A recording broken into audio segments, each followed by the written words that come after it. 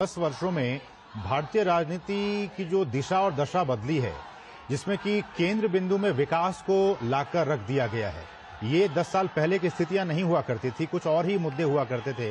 लेकिन बीते 10 वर्षों में प्रधानमंत्री नरेंद्र मोदी ने, उनके विजन ने विकास को, डेवलपमेंट को राजनीति के केंद्र में लाकर रख दिया। और अब इसी विकास के बूते अब तमाम जो पार्टियां हैं, विरोधी पार्टियां हैं, उनके सामने अब ये समस्या है कि अब देखिए, अब मैं राज्यों की बात करूं तो देखिए, आप राज्य में जो डेवलपमेंट के जो इंडेक्स हैं, आपने उसमें कितना आगे बढ़ा।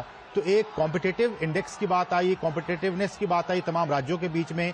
तमाम चुनावों में भी हमने देखा, चाहे वो यूपी के हो, बिहार के हो, किसी भी राज्य के हो, विकास एक बहुत ही महत्वपूर्ण मुद्दा इस केंद्र बिंदु में रहा। ये एक बहुत अच्छी पहल और एक अच्छी शुरुआत हुई भारतीय राजनीति में। लेकिन विनोद जी, एक और मसला और पॉलिटिकल चर्चा को आगे आपसे बढ़ाएं तो हम जानते हैं कि महाराष्ट्र में मराठा जो एक समुदाय है, काफी मुखर है, काफी प्रखर रहा है चुनाव में, चाहे वो लोकसभा की बात हो या फिर विधानसभा चुनाव की बात हो। 28% जो मराठा वोट बैंक है वो महाराष्ट्र में है। और बीते कुछ समय से हम देख रहे हैं कि मराठाओं के आरक्षण को लेकर बहुत सारी चर्चाएं हुई, बहुत सारी बातें हुई, बहुत सारी चीजें महाराष्ट्र में घटित हुई।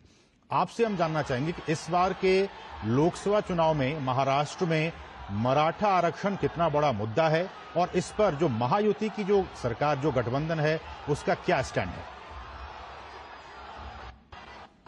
मैं इसी बात को आगे बढ़ाते हुए थोड़ा सा जो नीरज ने भी बताया है उसमें कुछ वैल्यू एडिशन करता हूँ। बढ़िया नीरज टॉपिक को इनपुट आपको दे रहे थे जी। सबसे पहले तो ये देखिए कि मैं तो अभिभूत हूँ कि मुंबई जैसे महानगर में और इस तरह की जो रोड शो तो मैंने अपनी जिंदगी में कभी नहीं देखी थी। इतनी भीड़ और इतने सारे लोगों में, उन लोगों में उल्लास और वो उत्सुकता, जो प्राइम मिनिस्टर का एक एक अभिभाषण